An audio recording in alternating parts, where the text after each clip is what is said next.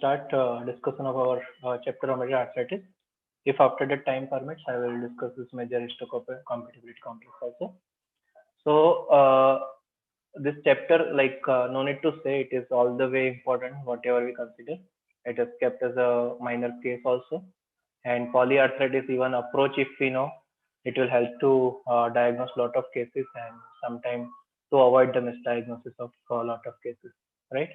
So I just want to confirm whether it's audible, then we will move to this chapter.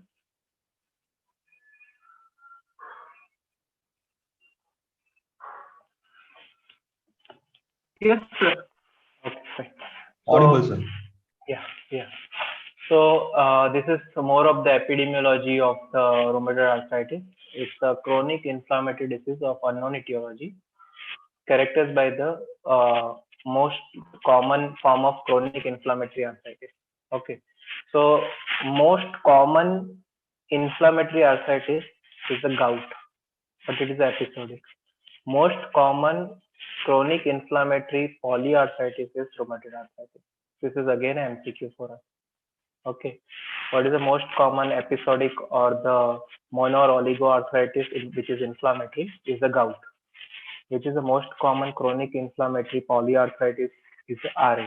What is the most common cause of arthritis is osteoarthritis, so-called degenerative. So this is how this three MCQ keeps playing around. OA, gout, and RA. Female are more affected than the male, and at this point, I think we can imagine little why, right?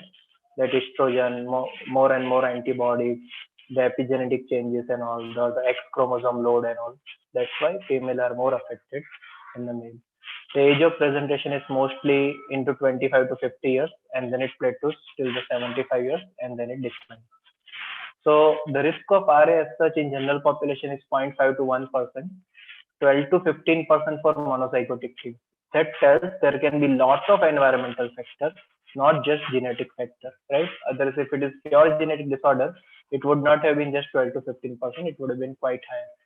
The relative risk for the first degree relative is between 3 to 6. So if my brother has RA, the chance is 3 to 6 fold higher. It is okay. If disturbance still persistent, please let me know by message.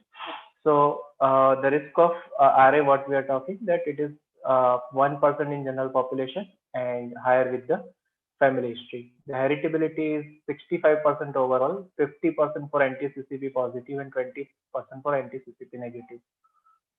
These are our MCQs. But at present, what we remember, RA is a disease of young female or young to middle-aged female. Okay, in male also RA is possible and definitely possible. Diagnosis with family history, the chances are higher, but it tells it is not complete. So there are other factors like environmental which can cause disease. So this is not from the chapter of RA. This is from the chapter where approach to arthritis and all is given. But I think it is worth taking this first and then going further. So when patient comes with musculoskeletal symptom, there are 4 questions to be answered. Is it articular? If articular, is it acute or chronic? Is it inflammatory or non-inflammatory? And how many or which joints are involved? Which will tell you so many things that we can make a diagnosis. If it is acute, focal, or monoarticular, then red flags should be considered. So when there is a monoarthritis, which is acute in onset, septic arthritis, gout, fracture, vascular ischemia, and carpal tunnel syndrome becomes the possible differential diagnosis. CTS is not all the time acute, but it is just mentioned here. But mostly what we are bothered in clinical practice is septic arthritis, gout, and fracture. These are the red flags for that. If the red flags are not there, you decide whether it's articular or not articular. So if it's a non-articular condition, it can be trauma, fracture, fibromyalgia, polymyalgia rheumatica, bursitis, tendonitis, myopathies, myositis. So how do we tell? It is not articular, it is non-articular or periarticular. Okay, so it is dependent on that whatever at joint patient is complaining. Okay, this is like wrist is painful or not. So the first thing you see whether all the things are all the movements are affected or not. If all the moments are affected, it is likely to be articular. If a very specific moments are affected, suppose only flexion is painful, extension is okay, then it might be flexor tenosynovitis. So if all the range of motions are not affected, periarticular is likely. If all the range of motions are affected, articular is likely. Okay, so this is how you first differentiate whether it's a articular or periarticular. In periarticular, all these things can be there. Sometimes it can be beyond joint also. No moments are affected at all, but patient localized pain somewhere here. Then it might be fibromyalgia or the myopathies and all distal myopathies which can look like that. So it is possible. The patient sometimes does, they have all joint pain, but when you really start examining, things are different.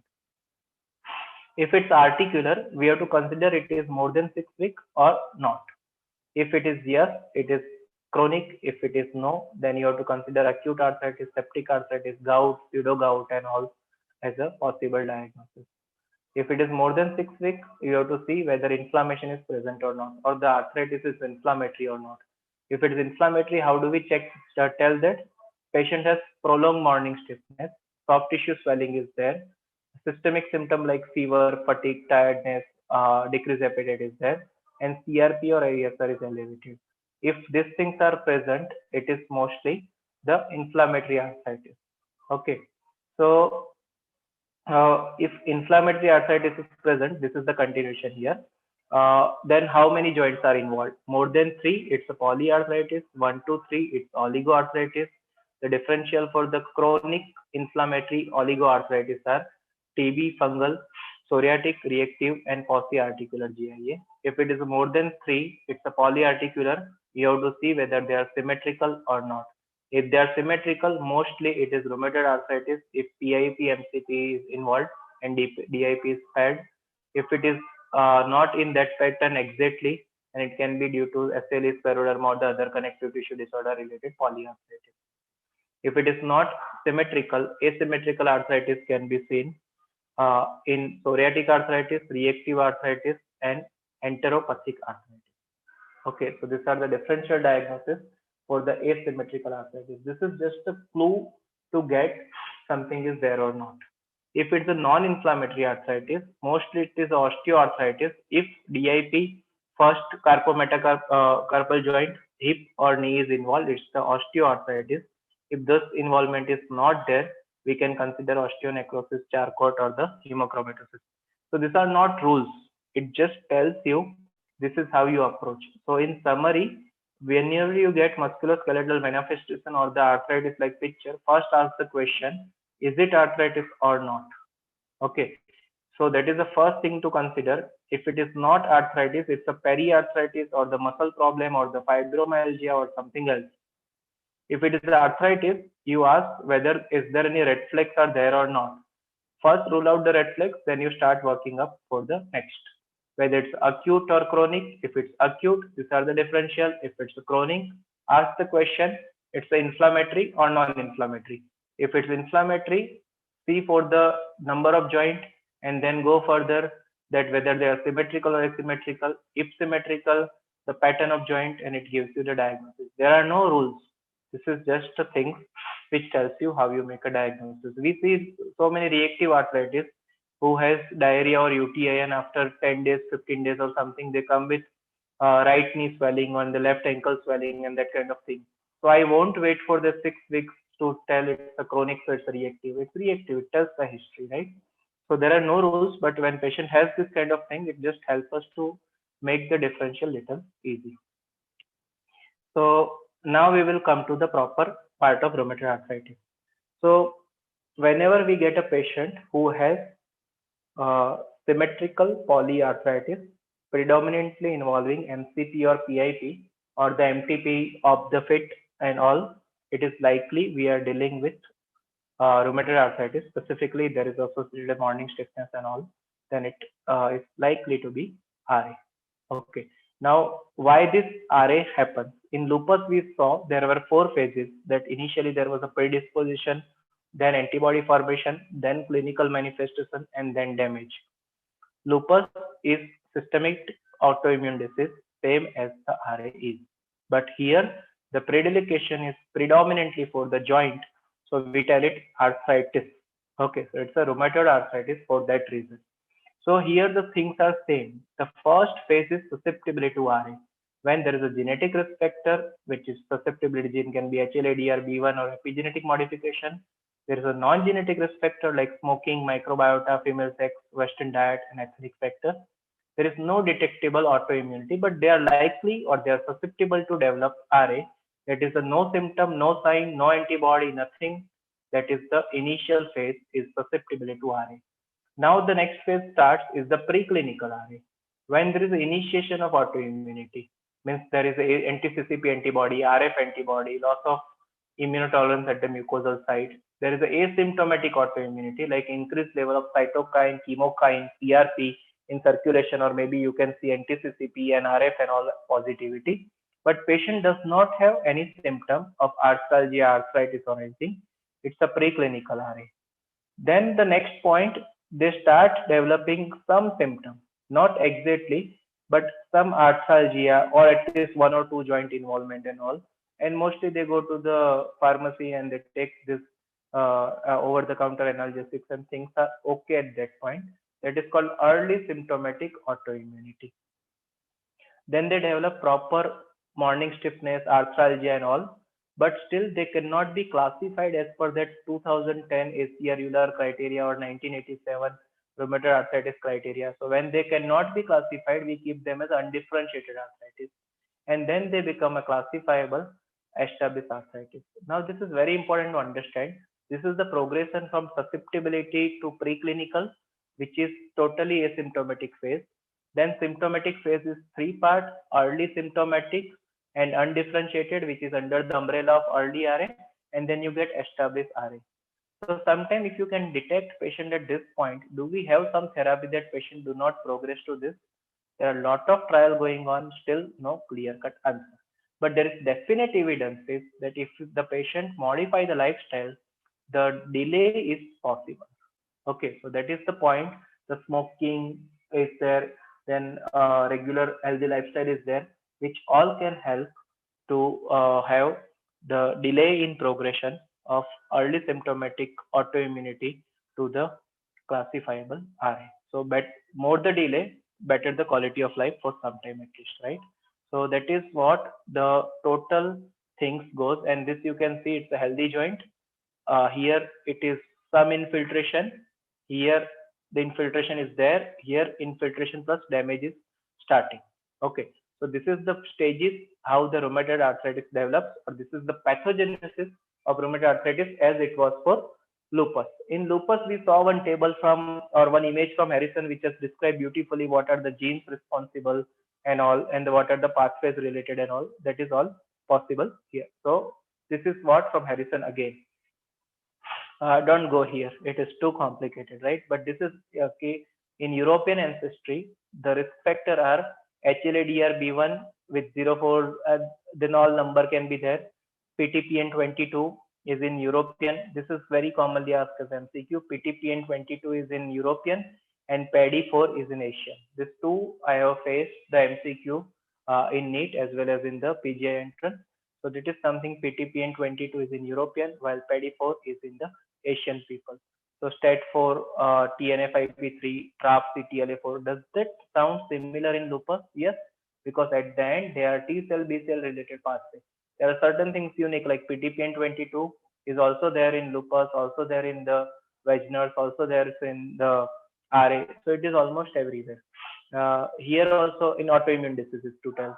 PADI4 is something which is only described in the rheumatoid arthritis. So that is little specific to tell to identify. But otherwise, the STAT4 and all can be there in Sjogren, can be there in lupus and all.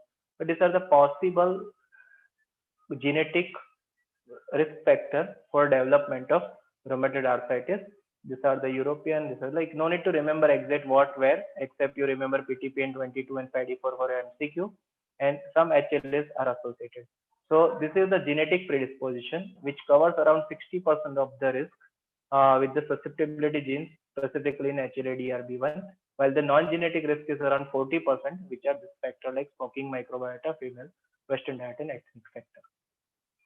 So in infectious agent, Mycoplasma, Parvovirus, B19, Retrovirus, enteric bacteria, mycobacteria, Epstein-Barr virus, bacterial cell wall, Porphyromonas gingivalis, which is commonly asked in your round also. Can you tell which are the, is there any correlation of periodontitis with the rheumatoid arthritis and the Prevotella species? So in periodontitis, this is the organism Porphyromonas gingivalis, which has expression of this PAD enzyme, what we were talking about, this mutation and all. Due to that expression of PAD enzyme, it leads to citrullination, and that's why anti-CCP antibody can be formed in this patient, and that's why it is possible risk factor for rheumatoid arthritis. Okay, so these are the infectious possible link with the rheumatoid arthritis.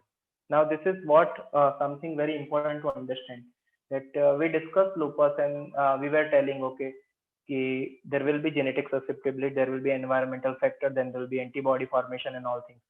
But the question is, where does all this start?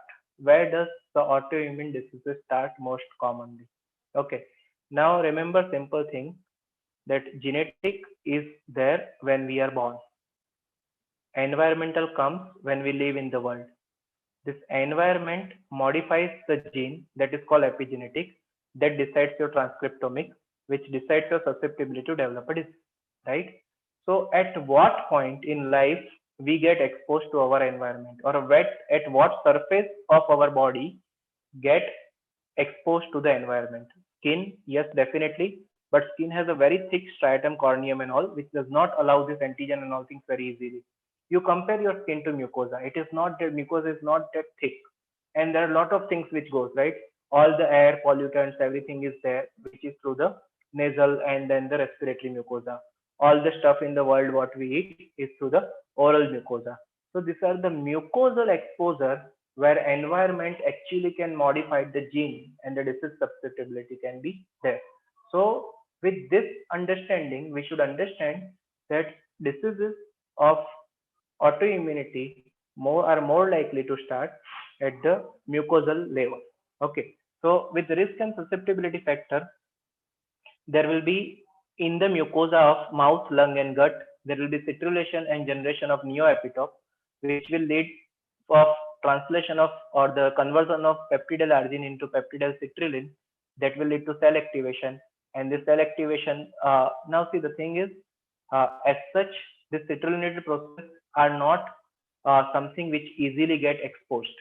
If they get exposed, we make antibodies by presenting through the antigen presentation cell or the macrophage, and this antigen loading and migration happens. Where does this APC and all goes? The antigen presenting cell to the T cell, to the lymph node. So these are the secondary lymphoid tissue, which are all lymph node and the spleen, where it tells the, see, at mucosa the problems were happening. What was the problem? The proteins were there at the mucosal level. There get the arginine component of that protein got modified to the citrulline. And whenever this antigen presenting cell at mucosa saw something new, they thought, okay, it is my duty to inform the boss at the secondary lymphoid organ or the lymph node or the spleen. So they went there and tell that something new has come, that is anti-CCP.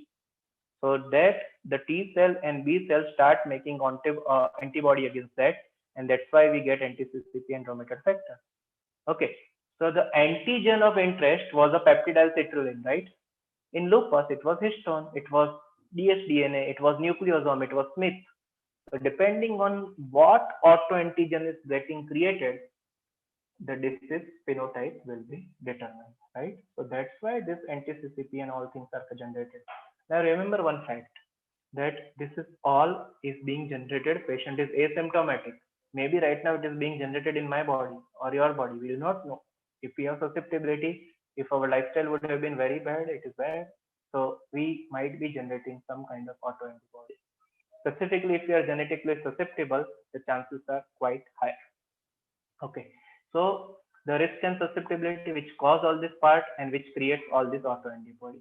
Now this autoantibodies are there which will go to the joint. Now this is the point, still I always keep looking for why it does want to go to joint. What is the driver it tells? Okay, no, you go to joint only. Okay, so the exact things are not known, but again we tell it's all the epigenetic tropism which leads them to the joint, which leads them to the nodules, which leads them to the lung causing RAILD. So these are the possible theories, but this is the point. At least it is easy to understand where does it start After starting, it communicates to secondary lymphoid organ of lymph nodes and spleen. But after creating this autoantibodies by B cell and autoreactive T cell, why does it want to go to the joint? Okay, so that is something we do not have exact answer. But okay, what after they go to joint? Once they go to joint, this synovium related part cells are there, as well as the infiltrative cells of macrophage, T cell, B cell, and the fibrocyte like synovium, which is the part of synovium, which all will lead to this inflammatory marker. TNF is there, IL-6 is there, IL-1 is there. Again, this TNF, IL-2, and all, IL-17, interferon gamma. Autoantibodies will be produced, and IL-6 is there. So this MMP, prostaglandin, and all, which will lead to the cartilage and bone damage, and patient comes to us, right? So this is the swollen joint, this is the damaged joint, or this is kind of together. So this is how the rheumatoid arthritis develops step by step. So it tells you a lot. If you just focus on this, I know it looks too complex, but when we will start discussing the therapy, it will become easy for us. Anti-TNF, have you heard in rheumatoid arthritis? Yes, because it is there. IL-1 inhibitor like anakinra, have you heard in rheumatoid arthritis? Yes, because it is there. Tocilizumab, have you heard in rheumatoid arthritis? Yes, because it is there. IL-17 inhibitor trials which failed, it was there. So these are so many targets. Now, if you see very recently, GM-CSF related targeted therapy also has been published in rheumatoid arthritis. So they are picking up this and they are trying whether can we target, it will work or not. Prostaglandin, leukotrienes, and all things are there. It can be suppressed definitely by steroids. Steroid can suppress them, everything like this. So that is the reason steroid is there in the picture. B cell, T cell, and all things are there. It can be targeted by methotrexate, leflunomide. B cells and antibodies can be reduced by rituximab, so that is there. So whatever therapy you are giving, they are there because people have started understanding the basis of pathogenesis of rheumatological disease, right? Otherwise, before that, we were sure it is inflammatory disorder, so give steroid. So it was fine. So now people do not use much high dose of steroid because there are a lot of options available for rheumatoid arthritis. So cartilage and bone damage, and then the joint damage happens. So this is the total course, mucosal, secondary lymphoid organ, and then it goes to joint and it causes the problem that is progress to the RA. So what happens at the site? So okay, this is not skin. Okay, this is synovium, and synovium also has this kind of layer, superficial layer and the deep layer. So it is the lining layer. What we say, the lining layer as such, there are only 2 to 3 layers. But in RA, it goes in the hyperplasia. This is called lining cell hyperplasia, which is one of the characteristic of the rheumatoid arthritis. And this infiltration will be there. You can see it is blue color and the brown color. So that are nothing but the immunohistochemical markers which are targeting CD68, which tells it is a macrophage accumulation, and brown staining is for the FLS, that is a fibrocyte like synoviocytes. And here you can see there is osteoclast also. Now remember one point here, that whenever, suppose if I fall down and I get a fracture, so after fracture what should happen? Means there was a bone loss or there is a discontinuity of that. So that should be a repair mechanism to work, right? That repair mechanism will heal the fracture with some sclerosis. That's a normal physiology, right? Now, whatever things are there in body, it is always balanced. If there is a bone lysis, the bone repair will take place. So osteoclast, if it is doing the lysis, the osteoblast is supposed to repair it, and that's how the balance gets maintained. In rheumatoid arthritis, the osteoblast fails and osteoclast goes too much. That's why there are erosions. This osteoclast will lead to the bone erosion, which will be unopposed by the repair mechanism of the osteoblast.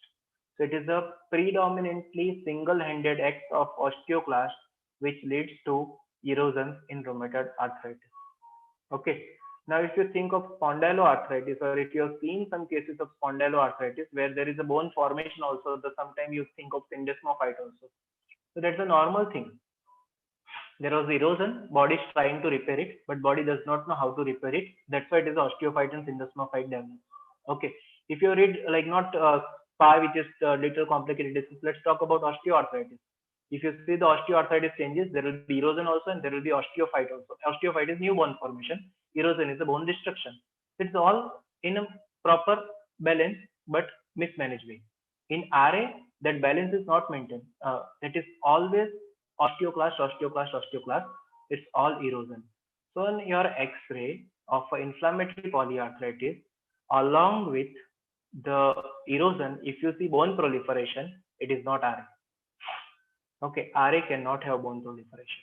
It is suppressed. The osteoclasts are both there. So it suppressed them everything.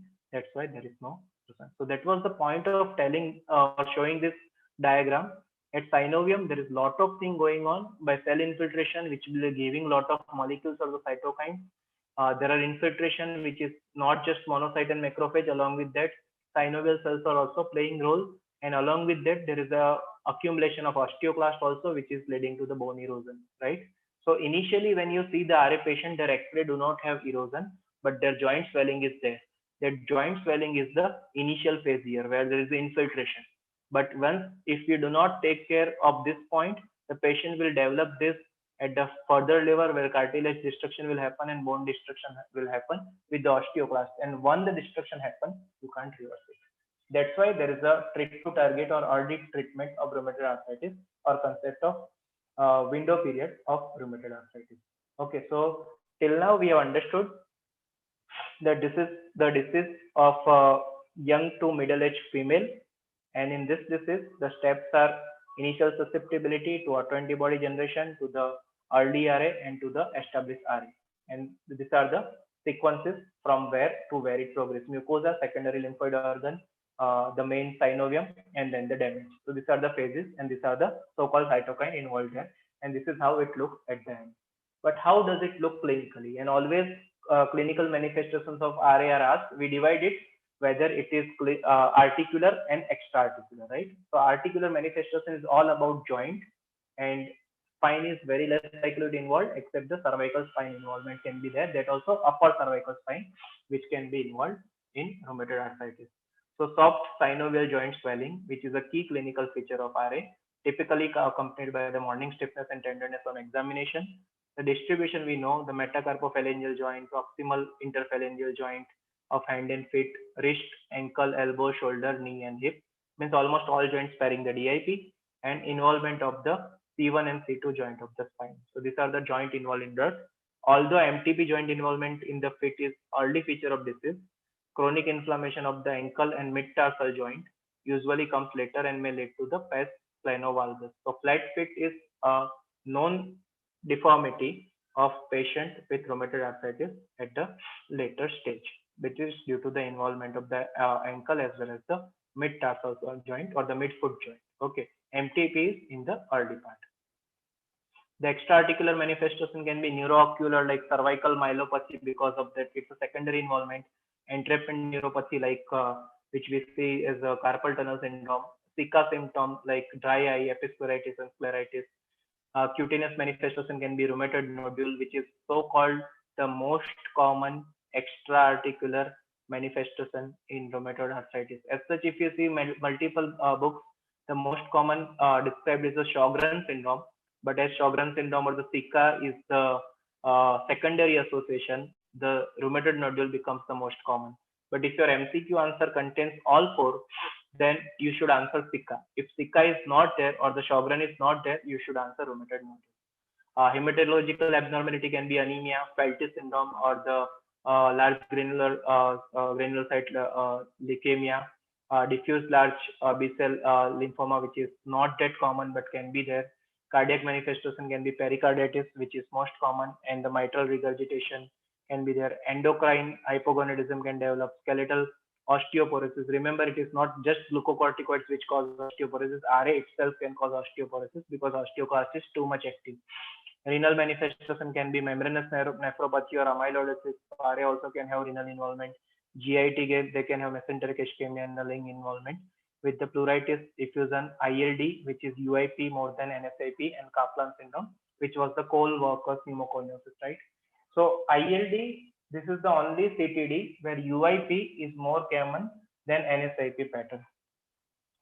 So all other CTD or the connective tissue disorder related ILD are mostly NSIP, but in RA, it is UIP more than NSIP. In RA, ILD is something. If patient is male, the risk is high. These are the two odd points you have to remember for RA ILD. UIP is common, and in male RA it is more common. Okay. In all other diseases it is NSIP more common, and female subtype it is more common of ILD. But in this pattern it is UIP. There are logic of this, why UIP, why not NSIP, and I think I might have discussed. There is a common gene between these two that is called MUNC5B gene. This MUNC5B gene, if you really go for the UIP or the IPF and the genetics, this gene will be there. If you go for the RAN genetics, this gene will be there. So being a common association, UIP is more common than NSIP in rheumatoid arthritis. Why I went in that detail, not for MUNC5B, I went here because you have to remember this is going to be MCQ and Viva in ILD, which is common pattern. It's a UIP. Okay. So this is from Harrison, beautifully described that other than articular manifestation, these are the extra-articular manifestation possible. There's a neurologically cervical myelopathy, hematologically anemia, neutropenia, splenomegaly, or the Fabry syndrome, large granulocyte lymphocyte leukemia, or the other lymphoma can be there. GI vasculitis, osteoporosis, hypogonadism, and the rheumatoid nodules, purpura, pyoderma gangrenosum can be presentation. And Switch syndrome, we have already seen the image of that. Along with that, keratoconjunctivitis, Zika, episcleritis, scleritis, xerostomia, and periodontitis can be manifestation. Pulmonary will be pleural effusion, pulmonary nodule, ILD, vasculitis, and sometimes organizing pneumonia. Cardiac, the most common is pericarditis. Other than that, IHD, myocarditis, and all this risk increases with rheumatoid arthritis. Okay, so these are the spectrum of manifestation. So whenever we even write in case sheet, we write these are the articular manifestation, spine is involved or not, and extra articular manifestation is there or not. This is how three parts we keep looking for rheumatoid arthritis, and other than that, any comorbidity is there or not. So these are few images where it tells there can be problems. So you can see here, okay, it's a deforming arthritis, MCPs are involved, PIPs are involved. There are a lot of deformities. The important point here, what you can see here is the rheumatoid nodules are also present. So it's a nodular rheumatoid arthritis. The second you can see here, there are nail fold infarct, right? So this can be sometimes this what we say Bywaters lesion, but this is the nail fold infarct, which can be sometimes seen in RA vasculitis, but it is not the rule there. The RA vasculitis looks like this. Okay, this is the rheumatoid arthritis patient who develops gangrene and all. So you can always think of whether patient has RA vasculitis or not. This is one typical point I want you to focus this here and here. These are the punched out ulcer. So this punched out ulcer are classical things for rheumatoid arthritis. Once our class is over, I will send few images what I have seen patient few days back. She had very classical this punch out ulcer. Fortunately, she did not have gangrene and all. So with high dose steroid and cyclophosphamide, she will improve. These ulcers are not permanent damage. If you can diagnose it and if you can treat it with a higher immunosuppressant, they heal. Okay, so that is something. This is rheumatoid foot or the rheumatoid vasculitis foot, what you can see. This is again with the pericarditis they want to show, and it is MRI done. This is for the episcleritis of the RA, and this is the usual interstitial pneumonia. I still doubt that 83-year-old male with 23 RA, it is just a primary thing or it is related to RA. But when the disease is present, it gets more and more respect. So this is the rheumatoid arthritis related ILD there. Okay, so these are few manifestations. Now the slides, whatever are coming next, are just to give a brief idea that how this look and how it is possible. So why RA is so much important, right? Because hands are something that right now the way it is moving, it's difficult, the life without hands. That's why RA gets the highest importance. It predominantly affects hand and it impairs the function. So that is the reason of that. So involvement of the hand and wrist in RA, the most common involved joint is MCP and PIP. But now remember one point, which is a line in Harrison, that in established RA, what is the most common joint involved? It is a wrist joint. Why I'm keeping it is MCQ, that's why. Otherwise, there are no rules like this. That might be some US cohort or European cohort where wrist would have been involved. If we do the Indian cohort, it might be some different thing, right? So, but that is the line which people may ask as MCQ. That's why I'm telling. This is the distribution. Distribution tells in RA all the joints which are involved. The highest frequency is there in the MCP, PIP, and wrist. That is nothing but our hands. Okay, so that is the most involvement And DIP is not much involved because they have less synovium than MCP and PIP. If you give this explanation, your examiner mostly will be okay with that. Okay, that is the explanation written in many of the places. So it is completely fine to give that explanation, but there are so many reasons and still people are looking for that why this kind of joint tropism develops. Okay, but the current explanation for YY is the synovium is very less, no? So it does not develop. Okay, whatever. Fine. So this is how we test for the joint of PIP and all. This is four finger technique. This is for your MCP and this is your wrist. Okay. So sometimes they ask you just in Viva, can you show that how do you examine for the wrist and all? Does not come much, but if your case is RA as a minor case or the spotter, they might ask you, and these are the correct method to see. Okay. So this MCP is something which is very important. I can't demonstrate on my only because we require two thumb there. So this here and here, and I will give you a very good tip that this MCP quiz, what we say, if you do this MCP quiz and if that is painful, even the no joint looks that painful and swollen, you just do that MCP quiz. It is very sensitive thing for the rheumatoid arthritis. So if your patient has early morning stiffness, arthralgia and all, and joint does not look swollen, does not look much tender, just do this quiz of MCP, same by the MTP. If those quizzes are present, they are sensitive. They detect RA very easily. Okay, but do not press too hard. It should be gentle.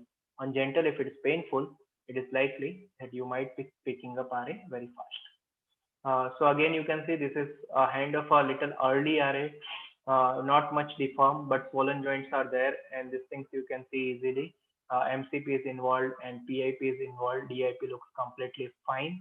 If you see here, already deformities have developed, right? So these are the deformed joints of RA. The same way here, the deformities have been developed, and you can see on the X-ray also. These are the again nail fold infarct and all. This is the gangrene what you can see here, the nail fold infarct, and this thing again suggestive of rheumatoid arthritis.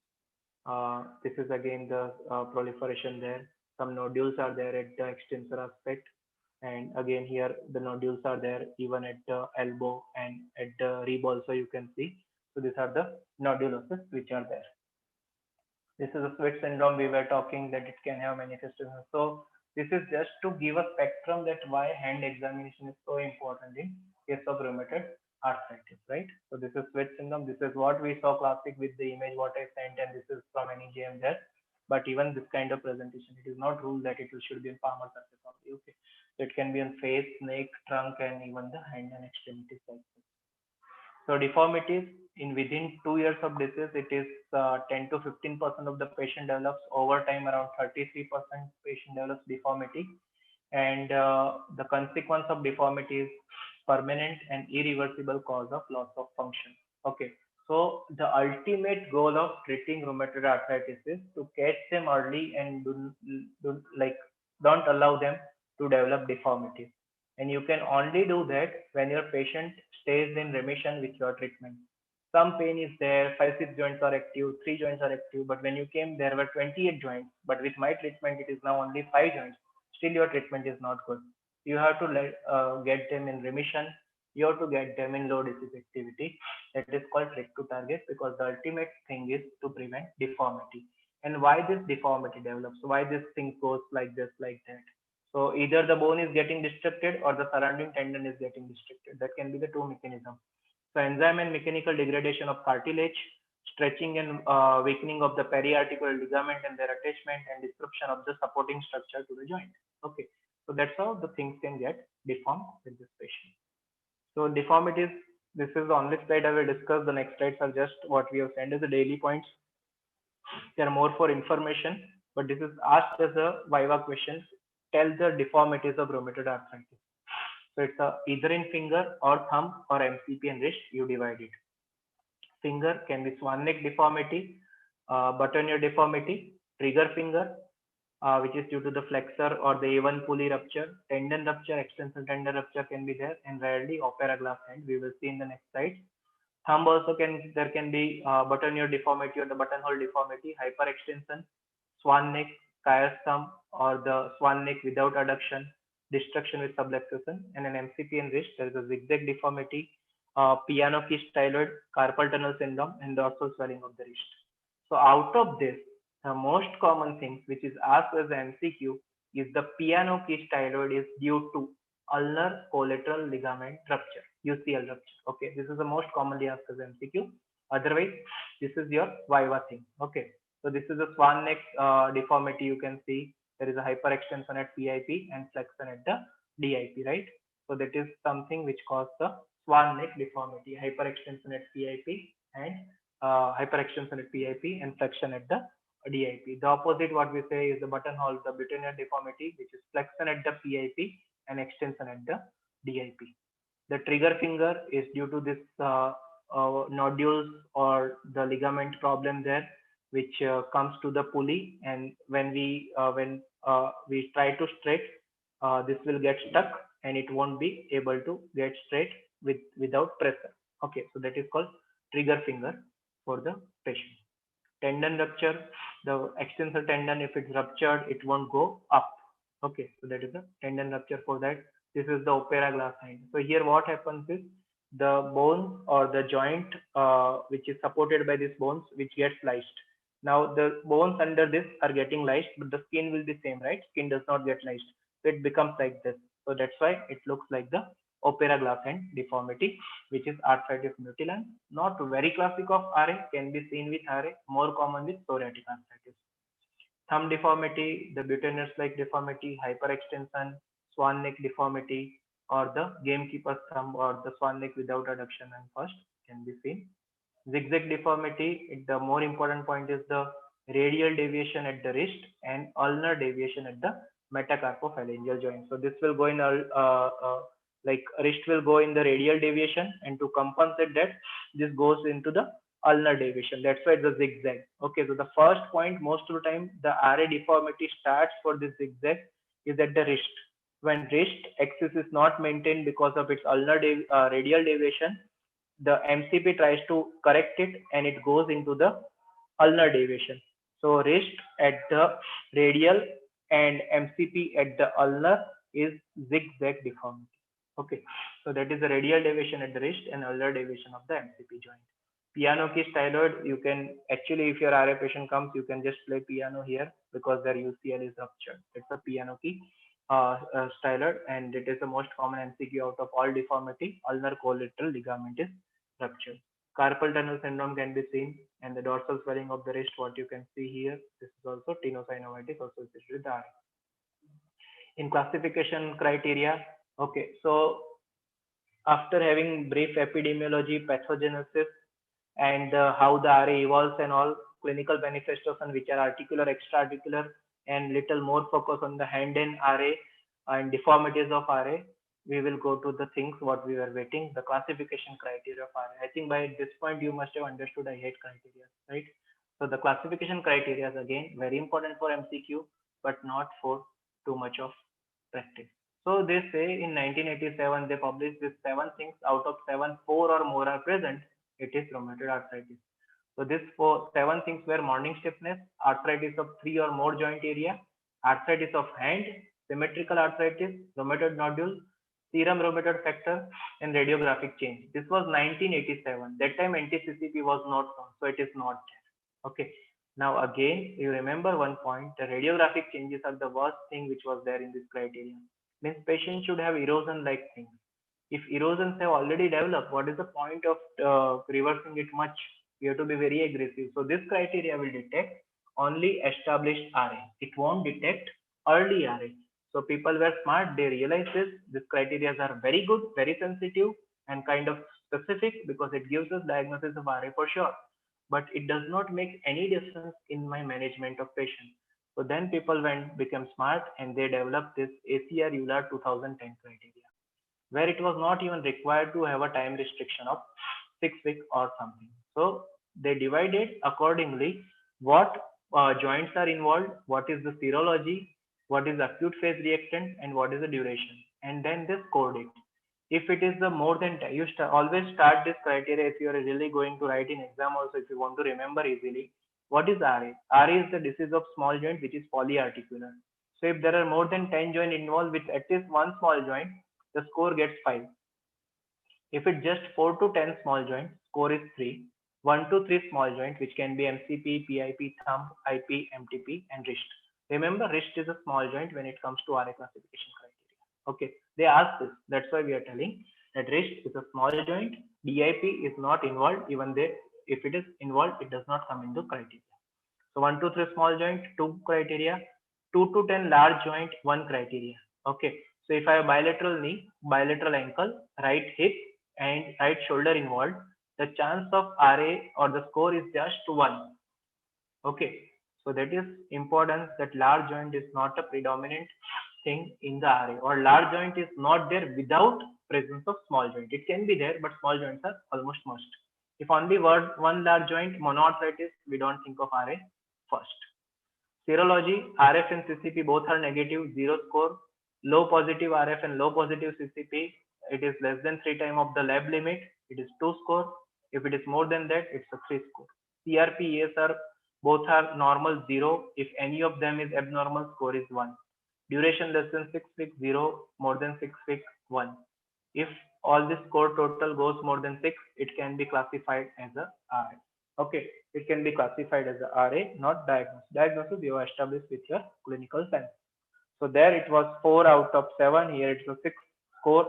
If 6 or more score, which establish the diagnosis. And people ask this as a Viva question and sometime even in MCQ. So we have to remember these are how we get the diagnosis or the classification of RA. The worst thing comes is when you write for the specialty exam or your specialty portion, they will give a case scenario where few joints will be given and they will ask what is the score of this patient.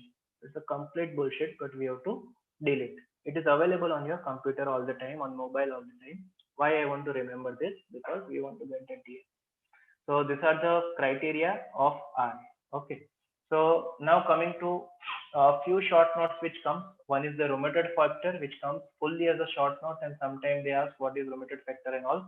So this is the first described human antibody. Okay. Out of all human antibody, the first described human antibody was rheumatoid factor, which is directed against the FC region of the IgG. If you remember that MBBS to MD MCQ, RF is IgM against FC portion of IgG, right? So that's the majority of time it's IgM. Sometimes it can be IgG and IgA also. There are no rules. That's the rule of medicine. Okay. So major RF are IgM, which are directed against the FC region of the IgG. Okay. So causes of elevated RF. Rheumatoid arthritis, yes, definitely yes. But other than that, there can be transient RF increase in normal immune response also, infection also. So you can remember one easy example is infective endocarditis. If you see the minor criteria of infective endocarditis, RF will be there. Okay, it can be positive there. 10 to 15% of healthy individuals can have RF positivity. So if you just see reports and start treating patient, you can never ever treat patient, right? Because there are so many causes. RA, definitely yes. It is predominantly high titer, IgM, IgG or IgA are there. It suggests more towards rheumatoid arthritis. Primary Sjogren can have RF positivity, lupus can have RF positivity, MCTD can have RF positivity, cryoglobulinemia can have RF positivity, infective endocarditis, malaria, rubella, Hep C, Hep B, damn, everything can have RF positivity. So how do we differentiate it? Simple, take history. Okay, so that is the only answer in rheumatology. If your clinical assessment is good, then only you can make diagnosis. If you see the RF is positive, then likely to be RA. It is a very wrong concept. If RF and ACP both are positive, I think little, but not without seeing patient, I will take call on that. Okay. So these are the causes of rheumatoid factor positivity. Why should I do RF in my patient? It has sensitivity of around 50% to make a diagnosis. It tells that around 50% might not have RF positivity. It's all clinical history. Specificity is 90%. If it is there, it is good, but otherwise not much. In a given patient. Time of appearance, it precedes the symptomatic disease. This is not a new fact for us. Antibody appears before the clinical disease. Sometime it can happen after the disease onset also. So if you get a polyarthritis patient who is RF negative, if you keep repeating their RF for the life, what is the probability he will be positive for that? 5%, not beyond that. And that is highest in the first year after the onset of arthritis, not beyond that. So there is no point. If you have made the diagnosis, you have made the diagnosis over. Importance of serotype: if there's Ig and high titer specificity, it tells it is likely to be RA. Now in RA, if RF is positive, what is the disease phenotype? The radiographic erosions are more, means chance of deformities are more. Okay, so inflammatory swelling, erosion and deformity is the sequence. The patient in early RA has just swelling. If the erosion develops, that's a stage 2, and erosion is precursor to deformity. That's why we treat early RA. It does not go to the erosion. Okay. Extra-articular manifestations are seen more with the RF positive RA. They have poor prognosis, good point. They have good response to rituximab and anti-TNF. Limitations are many because of the false positivity. Anti-CCP, if we see, that is anti-CCP test, what we see, there are three generation, and what we are ordering right now is the CCP2. This is just for MCQ. This slide is there, that it is against the citrullinated protein, and CCP2 is the current in use. CCP3 has been developed, but it is just for research purpose. It is not for the clinical practice purpose. So whatever anti-CCP you are ordering, it is CCP2. Again, the target of this citrullinatation. So citrullination is processed at the arginine level, right? So arginine amino acid can be present in so many of protein, and these are the protein which are more susceptible to citrullinatation. So list is endless, but these are commonly asked: vimentin, alpha enolase, collagen type 1, 2, and all are the target of citrullinatation. Okay. So if it's a fibrinogen related citrullinatation process is taking place, which is the first target which was identified, and it is present in around 60% of the ACPA positive. Collagen type 2, again it is in 40% patients. Citrullinated enolase around in 50% in CCP2 positive patients, and citrullinated vimentin, which was initially known as anti-SA antibody, and then they tell it's a mutated citrullinated vimentin, which is 95% specificity and best sensitivity among ACPA, present in 54% of pre-RA and 92% of early RA. So if someone asks me, you really want to spend money beyond RF and anti-CCP, my money goes on citrullinated vimentin. Still, it is not available commercially, at least at the places where I have practiced, it is not available and no one is doing it. But if I really want to do in research or lab, this is the antibody to target, which has very good sensitivity and specificity, which is citrullinated vimentin. So RF, we saw there were false positivity. Anti-CCP more specific than RF, but not the rule. Okay. So SLE and Sjogren can have ACCP positivity and deforming and erosive arthritis. We remember that in SLE, there were 5 to 10% of patients who can have deforming arthritis and STCCP positivity or the lupus. Psoriatic arthritis also 8 to 16% patient can have CCP positive. Psoriasis, the RF won't be positive, CCP can be positive. Alpha-1 antitrypsin deficiency can also have the anti-CCP positivity. Tuberculosis can have anti-CCP positivity of 7 to 39% of patients. Okay, so this is something always important to remember. Now in hepatitis C, we saw RF can be positive, but in hepatitis C, CCP will never be positive. Okay, so these are the causes of anti-CCP positivity. Why we are discussing little more? Because we are practicing a lot. So we should be knowing the fact that these are not absolute thing in the world. It is all the absolute thing in the world is till day is patient history that determines everything in clinical diagnosis. I'm not going here, but this is the list of autoantibodies seen in rheumatoid arthritis. RF, then anti-perinuclear factor, anti-keratin, linear citrullinated protein, CCP3 generation 1, 2, 3, PAD4 antibodies, carbamylated P antibodies, RA33 antibody, BIP antibody, and these are just lists which are seen. If someone is preparing for rheumatology DM, this is something he should be knowing. This all are MCQ for that, but for otherwise, I'm not going much in discussion. RF and CCP, everyone should be knowing. Now coming to the radio imaging, right? So epidemiology, pathogenesis, clinical manifestation, criteria, autoantibodies.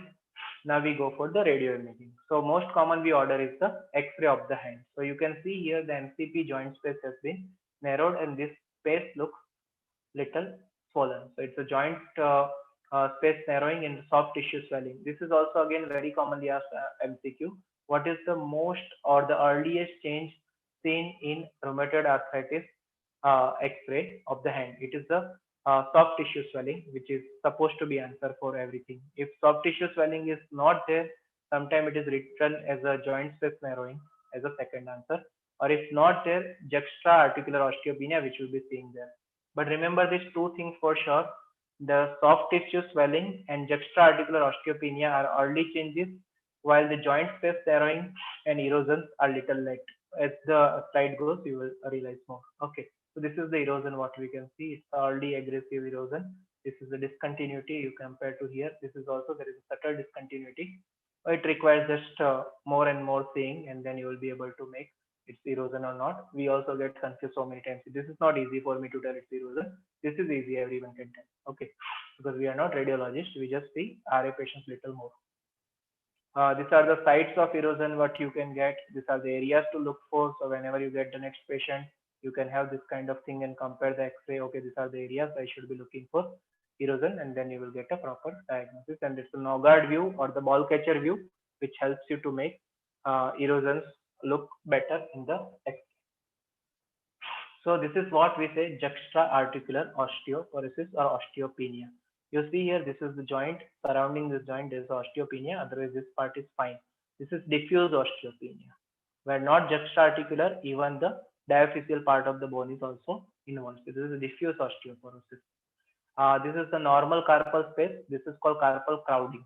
So when you start seeing the X-ray of the RA, you look for joint space the soft tissue swelling, joint space narrowing, the erosions, or the juxta-articular osteopenia, the total osteopenia, or the carpal crowding, which all can be clue to the rheumatoid arthritis. So these are the early RA changes. These are the late RA changes. In early RA, more it is a soft tissue swelling, little of the juxta-articular osteopenia, erosions can be there, and little level of joint space narrowing, and not much, but the carpal crowding can start. Here it is deformity, everything is there. What you can see easily carpal crowding, destructed things, and overall osteopenia rather than just juxta-articular osteopenia. So these are the early RA and late RA X-ray changes. Other than X-ray, we do USG. USG also can make the erosion diagnosis very easily. And if there is a Doppler signal present, it tells there is inflammation present. So that is what USG can be helpful. Nowadays, in many of the research, they do the USG scoring over the X-ray scoring, because X-ray changes are not very dynamic, while USG changes are dynamic. So even subclinical inflammation can be detected. In lupus, we read that line. In lupus, erosions are present very less, but when they started screening it by USG, it was present in around 30 to 50% of patients. So it is not just definition, it is the modality what you use, which determines the prevalence of abnormality. MRI very rarely done whenever we have doubt. This is not TB, this is not perfectly fitting in RA. That is only point we ask for MRI. Otherwise, it is not much required.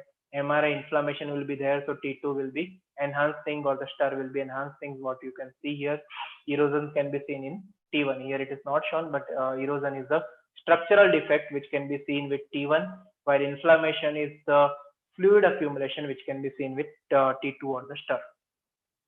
So again, this is little early RA what we can say. Then here it's establishing thing. Input also it is there now. This is the rheumatoid nodule. These are very early change. These are normal things, and after that joint space narrowing, erosions are there, and here there's a subluxation and the deformities are there. Carpal crowding is there, and this is the atlantoaxial subluxation and the compression on the cord. When this cord compression happens, patient develops myelopathy, right? So these are the total assessment part we have seen, either with laboratory assessment or with the radiological assessment. Now, before we go for the treatment, which is the last part of this chapter, we must know why we are treating and what is the target of treatment. If we do not know target of treatment, we really can't improve the patient of RA to develop those deformities and all. So the target is the remission or the low disease activity. So how do we tell our patient is in remission or patient is in low disease activity? By doing some scoring. The scoring involves SDI, CDI, DAS or DAS28. So SDI is nothing but a simplified disease activity index. CDI is clinical disease activity index. So here you see out of 28 joints, how many are swollen, how many are tender. What is the patient global assessment, that overall how RA is affecting you from 0 to 10? What is the evaluator, means our doctor's global assessment, how severe you think disease is, and the CRP value. You make total of all this part, and if this part total is more than 26, it's a highly active disease. 11 to 26 is a moderately active disease. If it is 3.3 to 11, it's a low disease activity. Remission is less than 3.3.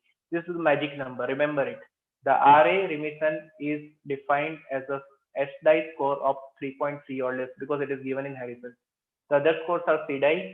In CDI, it is a clinical score, so they removed that CRP. So I can do this in all OPD practice, and that's what I do. How many swollen joints, how many tender joints, what is the patient feeling, and what is my feeling. And if total of them, my target is always less than 10, preferably less than 2.8. That's how we should treat. If it is not achieved here, I increase the doses, I change the medication to achieve here. Okay. Most of the patient comes to you with this or this, and then you should start achieving this. Suppose the patient comes with this, what to do? You are supposed to treat, means he should not go here, right? It is a sustained goal remission which is required. People use DAS28 also. We do not use much because it requires calculation or the mobile calculation. So we are lazy. This is easy thing to do. The results are almost same. You use SIDA, you use DAS28, it's fine. But for your MCQ and for your Viva, they will ask what is DAS28. Okay, so it will have 28 tender joint, 28 swollen joint, ESR, CRP, and the global health score. Okay, that is by patient. So almost it is same, but it is calculator based and some modified things what we cannot calculate with the hands. So that's why it is the calculator based thing. In here, the less than 2.6 is the remission, 2.6 to 3.2 is the low disease activity, 3.2 to 5.1 is moderate, and more than 5.1 is high disease activity. So this tells you when patient comes to you, you decide first how active the disease is first and what you are targeting with your therapy. Okay, if this is clear, things will be easy for us. Disease activity assessment, if we see the disease activity assessment, what we are going to see here for this patient, that these are the remission criteria, that when we are following the patient, tender joint count should be less than 1, swollen joint count should be 1 or less than 1, CRP should be 1 or less than 1, and patient global assessment means all well. That is the ultimate goal, to tell remission. Or if we are not using this definition, you use the SI, which we have already discussed here, the simplified disease activity index, which should be less than 3.3. This is from Harrison. So this is what we tell Boolean based definition, where you ask each thing, and this is called index based definition because it is a simplified disease activity index. It's a Boolean based definition. You tick one by one: tender joint 1 or less than that, swollen joint 1 or less than that, CRP 1 or less than that, patient global assessment 1 or less than that. If everything is there, patient is in remission. Okay. Or SDI, which is less than 3.3, patient is in remission. So now coming to the main part as a treatment. So treatment option, we have a lot. So we will see what are the treatment options. So these are the things which are at present in Indian clinical practice. Whenever patient comes to you, we will see how to start and what to start. But these are the initial things to choose. These are called conventional DMARD. And the most important DMARD in RA is methotrexate. You always try to find that excuse that how can I give methotrexate to RA? You have to give, that's the anchor drug. Okay.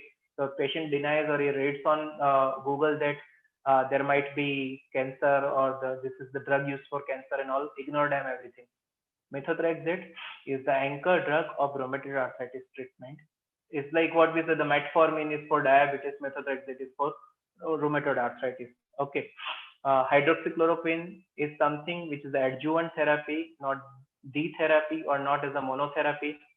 Sulfasalazine, specifically when patient is pregnant and you can't give methotrexate, that comes in picture, or patient has inadequate response to methotrexate, you can add sulfasalazine. Leflunomide, again, if patient is not tolerating methotrexate or patient does not have response to methotrexate, it can be added. So these are the initial drugs. These three we keep in the same category, but methotrexate is boss. Okay. So this is the adjuvant. This is not replacement. So these are called conventional DMARD. If this conventional DMARD do not work by any combination, people go directly to TS DMARD. That's a tissue synthetic DMARD. That is the tofacitinib, which is JAK inhibitor. Okay. So that is the therapy options available at present.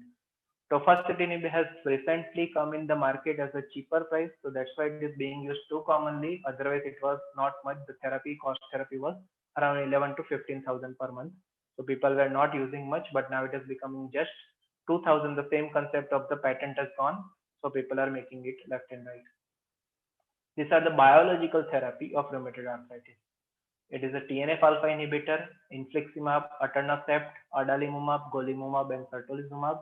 In India, certolizumab is not available. All other four are available, but most commonly used is adalimumab and etanercept.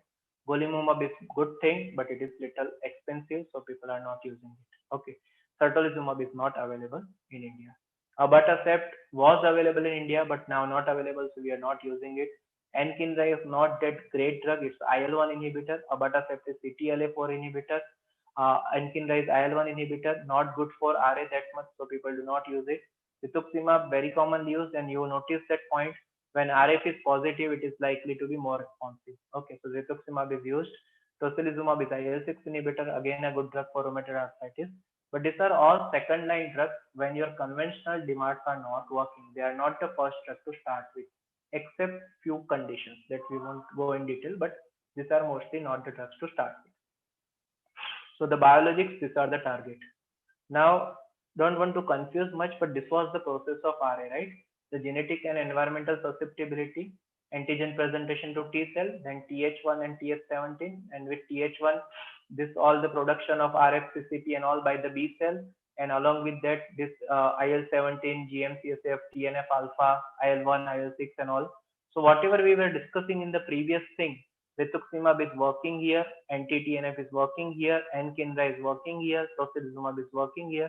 So if you remember little, or if you understand pathophysiology little, it is little easy to imagine how the therapies might be working. Okay, so these are the targets we are achieving. So what are the poor prognostic factor in RA? If patient has a persistently moderate or high disease activity, do you now understand easily what is moderate or high? Yes, the scoring said remission, low disease activity, moderate disease activity, and high disease activity. If patient has moderate or high, means patient has not achieved target despite the conventional synthetic DMARD, it is poor prognostic factor. If patient has high acute phase reactant, it's a poor prognostic factor. If patient has high swollen joint count, it is a poor prognostic factor. If patient has RF or CCP positivity at high level, it's a poor prognostic factor. If erosions are already there, it's a poor prognostic factor. If DMARD fails, it's a poor prognostic factor. These are the special patients. Okay, and there are so many patients who has one of these poor prognostic factors that you have to be really aggressive to treat. So how do we treat? This is the recent guidelines what we have shared with you. 2019 somewhere they have released for RA. The clinical diagnosis of RA is there. If there is no contraindication to methotrexate, start it. Along with that, you combine the short-term glucocorticoids. Short-term means 6 months. Just 1 second, I have to change this.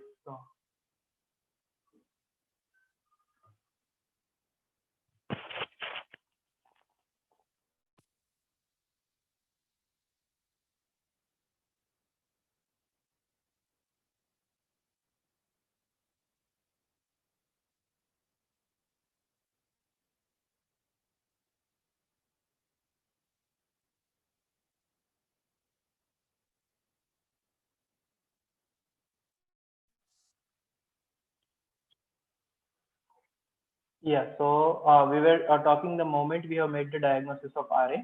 The first, if there is no contraindication of methotrexate, start it. Along with that, start steroid for short term. Short term means 6 months to 2 years, and in exam it is 6 months. But most of the time we try to stop in 6 months. They fly, so we sometimes give up to 1 year, 2 years.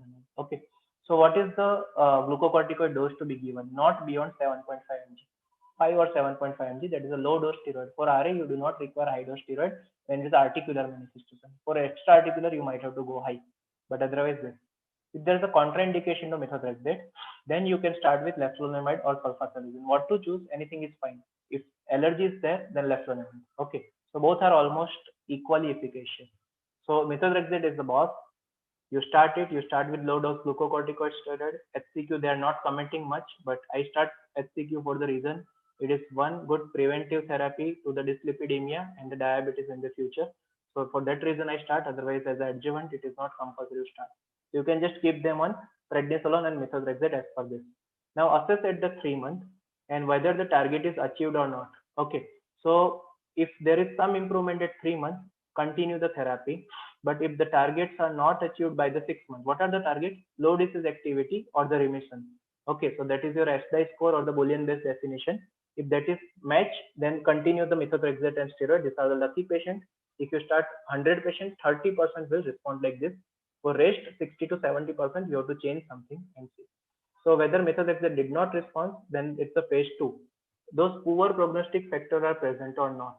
If yes, you do not try any other conventional demand. You directly go for the biological demand or the tofacitinib. Okay, that is the point in your clinical practice now. We have to remember this factor, or we at least have to have this on our wall. Okay, these are the things present in our patient, so they deserve biological demand or JAK inhibitor.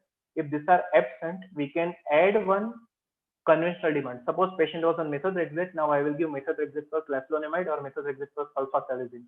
But if I'm switching from methotrexate to directly to methotrexate plus tofacitinib, because I have seen this risk factor present, it will be there in almost all patients. That is done.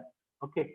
So this is not a very commonly taken route. But if you see the clinical Indian practice, this is the most common route we take because this requires a lot of money. This doesn't require a lot of money. So if this does not work, we go here. But guideline wise, you should go here directly. Again, assess at the 3 months and 6 months whether it is achieved remission or not. Achieved, continue. Not achieved, then play the game. You start the BDMA, if you're given the rituximab which didn't work, you go for anti-TNF. The anti-TNF didn't work, go for the rituximab. Or you go from biological to tissue synthetic like JAK inhibitor, so that game can be played and that keeps going on and you achieve it. The thing is, you have to achieve the target. It is not something patient is not responding. You have 10 drugs to treat RA, it is definitely a treatable or a controllable disease. Okay. So this is what the overall summary. Start with methotrexate and low dose glucocorticosteroid, 3 month, 6 month assessment. Poor prognostic factor present, go for BDMARD, JAK inhibitor. Absent, you can start another therapy to add. No improvement, then again start that switching. So this is the latest guidelines how we treat rheumatoid arthritis. I think we will end here. That MHC chapter probably I will discuss tomorrow. And if any questions, please you can ask. We can discuss. Sorry.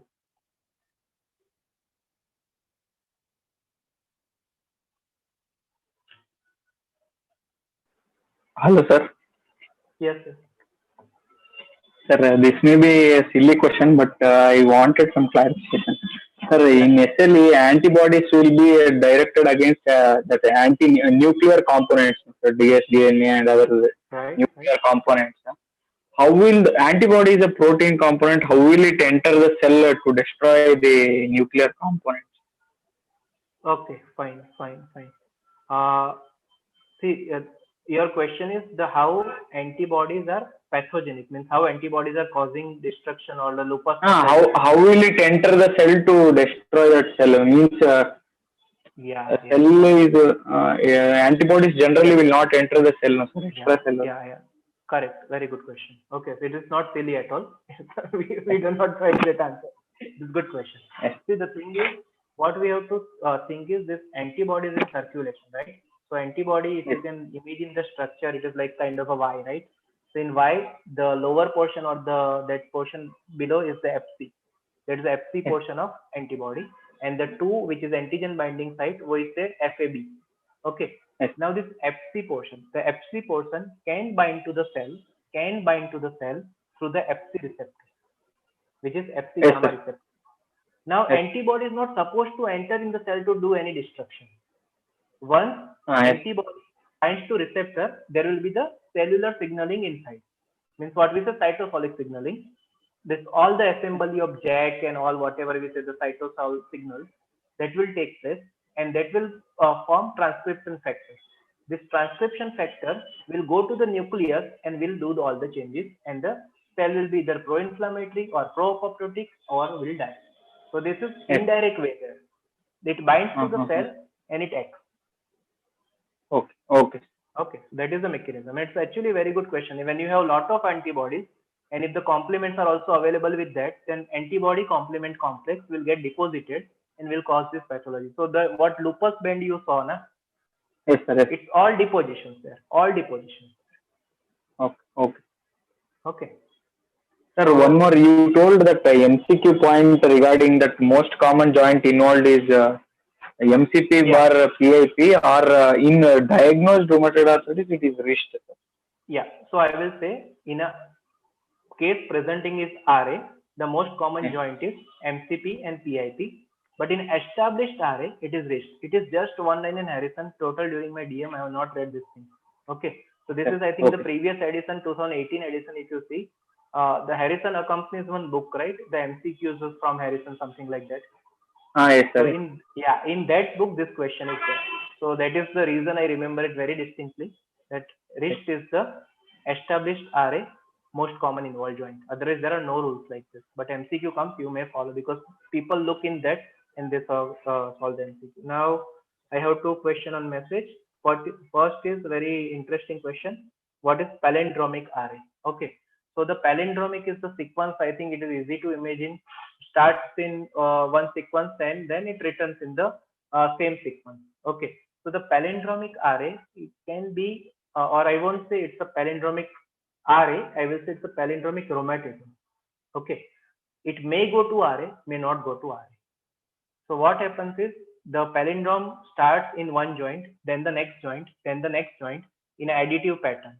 And then it resolves in the reverse order. So that is a palindrome in the one, and then it goes in the order like this. So this palindromic RA is the very early features. Like, okay, let me go to the, yeah, okay.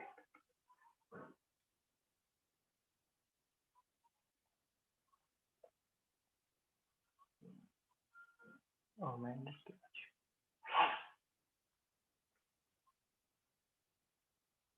Yeah, so this is the point that once this lymphoid or the secondary lymphoid tissue things are involved and these autoantibodies are present, the T cells are present, which are so-called against our own body, right?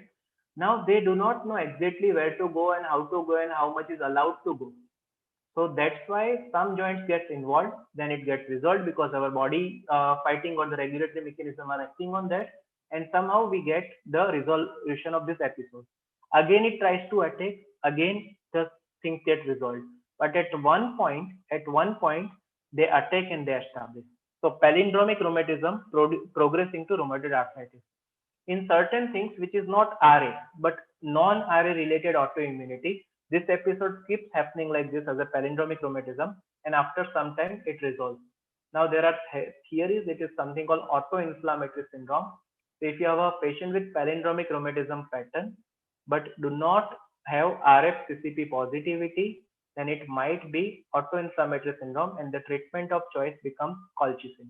Okay, so someday we'll discuss this is little in detail, but as such, palindromic RA is something to start with palindromic pattern and then to establish as a proper symmetrical polyarthritis.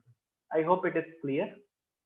And the second question, which is I am sure it is from Manipal, what is malignant RA, which is very commonly asked in the uh, round and YY and all.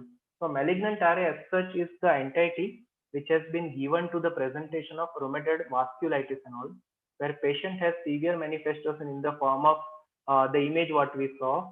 Yeah. Okay. They have presentation in form of vasculitis, which can be gangrenous, this punched out ulcer. They can have mononeuritis multiplexa and all. So when RA is that severe enough, it is called malignant RA. It is not something associated with malignancy and all.